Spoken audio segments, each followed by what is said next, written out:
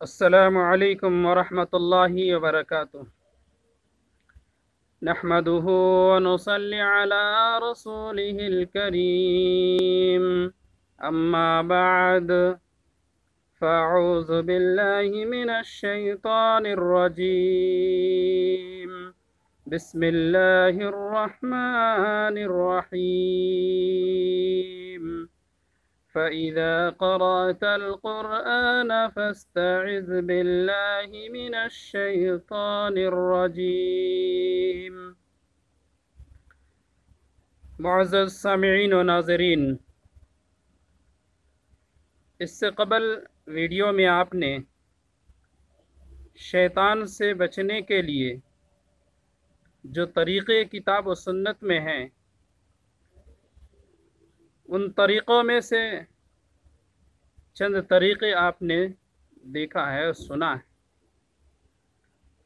कि शैतान से किस तरीक़े से बचा जाए और शैतान के शर से बचने के लिए अल्लाह की पनाह में किस तरीक़े से आया जाए। तो जो वो वीडियो नहीं देखे हैं वो जाकर के देख लीजिए कि बहुत से ऐसे आमाल बताए गए हैं जिसके करने की वजह से एक इंसान शैतान के शर से महफूज हो जाएगा। आज की इस वीडियो में चंद और ऐसे आमाल बताएंगे जिसके करने की वजह से इंसान शैतान के शर से महफूज होगा। कि आम तौर से इंसान शैतान के शर में और उसके नुकसान में फंस जाता है कि शैतान का मकसद ही यह है कि इंसान को नुकसान पहुंचाए। इसलिए हमा वक्त वो इस बात की कोशिश में रहता है कि इंसान को किस किस तरीक़े से नुकसान पहुंचाया जा सके। तो आइए वो चंद आमाल, वो चंद चीज़ें, वो चंद बातें और चंद एहतियातात आपके सामने रख रहा हूँ। सबसे पहली चीज़, शाम के वक्त बच्चों को घरों में रोक लेना और अल्लाह का नाम लेकर दरवाज़ा बंद कर लेना। क्योंकि शाम के वक्त शैतान फैलते हैं और ऐसे वक्त में जो बच्चे खेलते कूदते मिलते हैं उन पर उसका हमला हो जाता है और फिर बच्चे परेशान होते हैं क्योंकि शैतान उसे नुकसान पहुंचाने की कोशिश में लगा रहता है। इसलिए ऐसे वक्त में जब शाम का वक्त हो तो अपने बच्चों को घरों के अंदर रोक लेना चाहिए ताकि वह शैतान के ज़द में ना आए, शैतान उस पर हमला ना कर सके। इसी तरीके से जब रात का कुछ हिस्सा गुज़र जाए तो फिर बच्चों को छोड़ दिया जाए कि थोड़ा खेल कूद ले और फिर जब सोने का वक्त हो जाए सोएं। तो ऐसे में दरवाज़ा बंद कर लें क्योंकि शैतान बंद दरवाज़े को खोल नहीं सकता है। अल्लाह के रसूल सल्लल्लाहु अलैहि वसल्लम ने इरशाद फरमाया, इज़ा कान जुन्हुल लैली औ अमसैतुम फकुफ़्फू सिबियानकुम, कि जब रात का अंधेरा शुरू हो जाए तो ऐसे वक्त में अपने बच्चों को रोक लो क्योंकि शैतान ऐसे वक्त में फैलता है। तो पहला अमल, शाम के वक्त बच्चों को घरों के अंदर रोक लेना चाहिए ताकि शैतान का हमला उस पर नहीं हो। इसी तरीके से घर के अंदर शैतान ना दाखिल हो, उससे बचने के लिए घर का दरवाज़ा बंद रखना चाहिए। बस औकात रात में लोग परेशान होते हैं, डर जाते हैं और ऐसा लगता है कि उन्हें उठा कर ले जाता है। तो वो शख्स जब दरवाज़ा बंद कर कर सोएगा तो फिर शैतान उस पर हमला नहीं कर सकता है। इसी तरीके से शैतान धूप और साए के दरमियान में होता है। इसलिए अल्लाह के रसूल सल्लल्लाहु अलैहि वसल्लम ने धूप और साए के बीच में इंसान को बैठने से मना फरमाया है कि आधा जिस्म धूप में और आधा साए में। तो इस तरीक़े से बैठना नहीं चाहिए कि वह शैतान की जगह होती है और जब इंसान ऐसी जगह में होता है तो फिर शैतान उस पर हमला आवर होता है اور اسے نقصان پہنچانے کی کوشش کرتا ہے، نقصان پہنچاتا ہے۔ اسی طریقے سے شیطان کھڑے ہو کر کے پانی پیتا ہے۔ کھڑے ہو کر کے پانی پینے سے بچنا چاہیے کہ اللہ کے رسول صلی اللہ علیہ وسلم نے ارشاد فرمایا، کیا تمہیں یہ بات پسند ہے کہ تمہارے ساتھ بلی بھی پیے؟ وہ شخص جو کھڑے ہو کر پانی پی رہا تھا تو اللہ کے رسول صلی اللہ علیہ وسلم نے اس سے کہا کہ کیا تمہیں یہ بات پسند ہے کہ تمہارے ساتھ منہ لگا کر بلی بھی پیے؟ اس نے کہا نہیں، مجھے یہ بات پسند نہیں ہے۔ تو اللہ کے رسول صلی اللہ علیہ وسلم نے فرمایا کہ تمہارے ساتھ شیطان نے پیا ہے، جبکہ شیطان بلی سے بھی زیادہ خطرناک ہے اور برا ہے۔ تو معلوم ہوا کہ جو شخص کھڑے ہو کر پانی پیتا ہے تو اس کے ساتھ شیطان بھی شریک ہو جاتا ہے، اس لیے کھڑے ہو کر پانی نہیں پینا چاہیے۔ اسی طریقے سے شیطان انسان کے کھانے میں بھی شریک ہو جاتا ہے، اس کے گھر میں بھی داخل ہو جاتا ہے۔ تو انسان کو چاہیے کہ اپنے کھانے میں وہ شریک شیطان کو نہ کرے اور نہ ہی اپنے گھر میں رہنے کی جگہ دے۔ یہ کب ہوتا ہے؟ جب انسان گھر میں داخل ہوتا ہے اور اللہ کا نام نہیں لیتا تو شیطان اس کے ساتھ داخل ہو جاتا ہے، اور جب وہ کھانے بیٹھتا ہے پھر اللہ کا نام نہیں لیتا تو شیطان اس کے کھانے میں شامل ہو جاتا ہے۔ تو ایک شخص اگر شیطان کو اپنے کھانے میں شامل نہیں کرنا چاہتا، اور کیوں کرے جبکہ وہ شیطان دشمن ہے، اپنے گھر میں رہنے کی جگہ نہیں دینا چاہتا، اور کیوں دے کہ وہ شیطان اس کا دشمن ہے، پھر اپنے گھر میں اس کو رہنے کی جگہ کیوں دے؟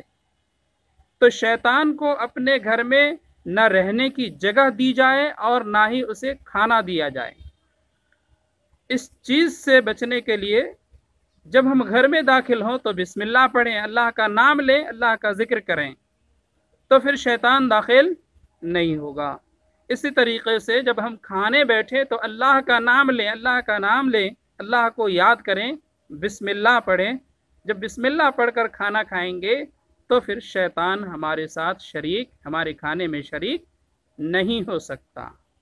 اسی طریقے سے ایک اور عمل ہے کہ انسان جب کھانا کھاتا ہے، کھانا کھاتے ہوئے اللہ کا نام نہیں لیتا تو شیطان شریک ہوتا ہے، شیطان کھانا کھاتا ہے۔ اگر کھانا کھاتے ہوئے کوئی لقمہ نیچے گر جائے تو وہ لقمہ بھی شیطان کھا لیتا ہے۔ تو کیا آپ اپنا کھانا شیطان کو کھلانا چاہیں گے؟ نہیں کھلانا چاہیے۔ اس کے لیے کیا کرنا پڑے گا کہ وہ لقمہ جو آپ کے ہاتھ سے زمین پر گر پڑا ہے، اس لقمہ کو آپ اٹھائیے، کچھ لگا ہوا ہے، مٹی لگ چکی ہے تو اس کو صاف کر لیجئے، حتی الامکان جہاں تک ہو سکے کہ صاف کرنا ہے، صاف ہو جائے گا تو صاف کر کے اس لقمہ کو کھا لیجئے، شیطان کے لیے مت چھوڑیے۔ اب اگر ایسی جگہ گرا ہے کہ اٹھا نہیں سکتے اور نہ اس کو صاف کیا جا سکتا اور نہ کھا سکتے ہیں تو بھی اسے اٹھا کر کسی جانور وغیرہ کو کھلا دیا جائے، شیطان کے لیے نہ چھوڑا جائے، کیونکہ شیطان دشمن ہے اور شیطان کو اپنا کھانا نہیں کھلانا ہے۔ دشمن کو کوئی پال پوس کر بڑا نہیں کرتا، اس لیے شیطان کے شر سے محفوظ ہونے کے لیے، اپنے آپ کو بچانے کے لیے نہ شیطان کو کھانے میں شریک کرنا ہے اور نہ ہی شیطان کے لیے کھانا چھوڑنا ہے۔ اب آئیے، یہ تو ہو گیا کہ شیطان کو کھانا بھی نہیں دینا ہے۔ اب شیطانی عمل سے بھی بچنا ہے۔ اللہ کے رسول صلی اللہ علیہ وسلم نے بیان فرمایا کہ دائیں ہاتھ سے کھاؤ پیو، بائیں ہاتھ سے کھانا پینا شیطان کا کام ہے۔ تو وہ لوگ جو کھانے پینے میں اپنے بائیں ہاتھ کو استعمال میں لیتے ہیں، بائیں ہاتھ سے کھانا پینا کرتے ہیں، تو یہ جان لیں کہ بائیں ہاتھ سے کھانا پینا یہ شیطان کا کام ہے۔ تو بذات خود انسان شیطانی عمل کرنا شروع کر دیتا ہے تو پھر وہ شیطان کے شر سے کس طریقے سے محفوظ رہ سکتا ہے؟ معلوم ہوا کہ شیطان کے شر سے بچنے کے لیے، شیطان کو اپنے ساتھ شریک نہ کرنے کے لیے، نہ ہی انہیں کھانا دینا ہے، نہ کھانے میں شریک کرنا ہے اور نہ ہی اس کی حمایت کرنی ہے۔ اس طریقے سے شیطان کے شر سے محفوظ ہونے کے لیے ہمیں جماعت میں شریک رہنا ہے، اکیلا اور تنہا نہیں رہنا ہے، کیونکہ جب انسان تنہا ہوتا ہے، کسی جماعت سے وہ شریک شامل نہیں ہوتا، تو پھر اس پر شیطان کا حملہ ہوتا ہے۔ اس لیے اللہ کے رسول صلی اللہ علیہ وسلم نے بیان فرمایا کہ جس بستی یا دیہات میں 3 آدمی ہوں اور وہ باجماعت نماز نہ پڑھیں تو شیطان ان پر حملہ کر دیتا ہے، بس تم جماعت کو لازم پکڑو۔ بلا شبہ بھیڑیا اسی بکری کو کھاتا جو ریوڑ سے دور نکل جاتا ہے۔ کیا پتہ چلا کہ جماعت کے ساتھ شریک رہنا شیطانی شر سے، شیطانی وسوسے سے محفوظ رکھنے کا ایک ذریعہ ہے۔ اسی طریقے سے شیطان کے شر سے بچنے کے لیے صبح جلدی اٹھنا ہے، صبح بیدار ہونا ہے، کہ جو شخص صبح اٹھتا نہیں ہے، نماز ادا نہیں کرتا، تو پھر شیطان اس کے ساتھ کس طریقے سے شریک رہتا ہے، سنیے۔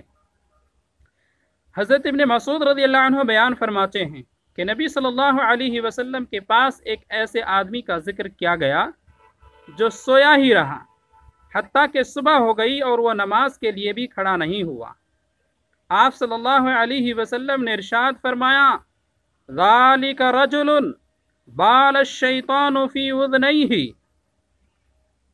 اللہ کے رسول صلی اللہ علیہ وسلم نے ارشاد فرمایا، یہ ایسا آدمی ہے جس کے کانوں میں شیطان نے پیشاب کر دیا ہے۔ سنا آپ نے حدیث کہ ایک شخص صبح تک سویا رہا، صبح بیدار نہیں ہوا تو شیطان اس کے کانوں میں پیشاب کر دیتا ہے۔ اب شیطان کے شر سے بچنے کے لیے، شیطان کے پیشاب سے بچنے کے لیے ہمیں کیا کرنا ہوگا؟ صبح اٹھنا پڑے گا، صبح کی نماز بھی ادا کرنی ہوگی۔ کیوں؟ اس لیے کہ دوسری حدیث ہے جس میں اللہ کے رسول صلی اللہ علیہ وسلم ارشاد فرماتے ہیں کہ ایک شخص رات کو سوتا ہے تو رات کو سونے کے بعد شیطان اس کے گدے پر 3 گرہ لگا دیتا ہے، 3 گانٹھیں لگا دیتا ہے، اور ہر گانٹھ میں وہ منتر پڑھتا ہے، علیک لیل طویل فرقد، کہ رات لمبی ہے سو جاؤ، رات لمبی ہے سو جاؤ، رات لمبی ہے سو جاؤ۔ اس لیے آپ نے دیکھا ہوگا کہ صبح جب نماز کا وقت ہوتا ہے، اذان ہو رہی ہوتی ہے، کانوں میں اگر اذان کی آواز آ بھی جاتی ہے تو بہت سارے لوگ ایسے ہیں جو سنتے ہیں اذان کی آواز اور کہتے ہیں چلو ٹھیک ہے ابھی اٹھتے ہیں، ابھی اٹھتے ہیں، ابھی تو اذان ہوئی، ابھی تھوڑی دیر میں جائیں گے۔ اس طریقے سے وہ ہیلا بہانہ کرتے ہوئے وہ ٹائم گزار دیتا ہے، پھر لاسٹ ٹائم میں اسے نیند اتنی گہری ہو جاتی ہے کہ پھر وہ نماز ترک کر دیتا ہے، اس کی نماز چھوٹ جاتی ہے۔ تو پھر کیا ہوتا ہے؟ تو ایسے لوگوں کے سلسلے میں اللہ کے رسول صلی اللہ علیہ وسلم نے بیان فرمایا کہ انسان کے گدے پر شیطان 3 گانٹھیں لگاتا ہے، 3 گرہ لگاتا ہے، اور وہ یہ پھونک مارتا ہے، کہتا ہے کہ رات لمبی ہے سو جاؤ۔ اب کیا کرنا ہے شیطان کے اس گانٹھ سے، اس جال سے نکلنے کے لیے طریقہ کیا ہے؟ اللہ کے رسول صلی اللہ علیہ وسلم نے ارشاد فرمایا، جو شخص صبح بیدار ہوا، بیدار ہونے کے بعد اللہ کا نام لیا، اللہ کو یاد کیا، ذکر پڑھا، ذکر کیا، الحمدللہ الذی احیانا بعدما اماتنا والیہ النشور پڑھ لیا، تو اللہ کے رسول صلی اللہ علیہ وسلم بیان فرماتے ہیں کہ شیطان کا ایک گرہ کھل گیا، اور اس ذکر کے بعد اس نے وضو بنا لیا تو دوسرا گرہ کھل گیا، وضو بنانے کے بعد نماز پڑھ لی تو تیسرا گرہ کھل گیا، اور اس طریقے سے شیطان کے لگائے ہوئے گانٹھ گرہیں تینوں کے تینوں کھل گئے، اور شیطان کے جال سے وہ شخص نکل گیا، اور وہ صبح اس طریقے سے کیا کہ وہ چاق و چوبند تھا، بالکل فرتیلا، چست تھا، اس میں کوئی سستی، کوئی غفلتی اور کوئی کاہلی نہیں تھی، ایسی حالت میں اس نے صبح کی۔ और जो शख्स सुबह सोता रहा, शैतान ने उसके कानों में पेशाब भी कर दिया और 3 गांठें भी लगाई हुई थी, वो गांठ भी उसके लगी हुई है, गोया वो शैतान के शिकंजे में है, शैतान के जाल में फंसे हुए हैं। अब वो शैतान के जाल में फंसे हुए हैं तो किस तरीके से वो सुकून पा सकता है, कैसे वो चाक और चौबंद रह सकता है। वो दिन भर सुस्त रहता है, मुरझाया हुआ रहता है और सोचता है आज अच्छा नहीं लग रहा, सुस्ती सुस्ती लग रही है। ऐसा क्यों होता है? ये शैतान के जाल में फंसे हुए होते हैं, इसलिए होता है। तो इन चीज़ों से निकलने के लिए हमें सुबह उठना है, अल्लाह को याद करना है, उठने की दुआ पढ़नी है, इस तरीके से वज़ू बनानी और फिर नमाज पढ़नी है। 3 अमल करने से शैतान के जाल से निकल जाएंगे और शैतान हमारे कानों में पेशाब भी नहीं कर सकेगा। तो शैतान की इन गंदगियों से बचने के लिए हमें ये अमल सुबह सवेरे जल्दी उठना है और सुबह की नमाज अदा करनी है, तब जाकर के शैतान के शर से हम महफूज रह सकते हैं। इस तरीके से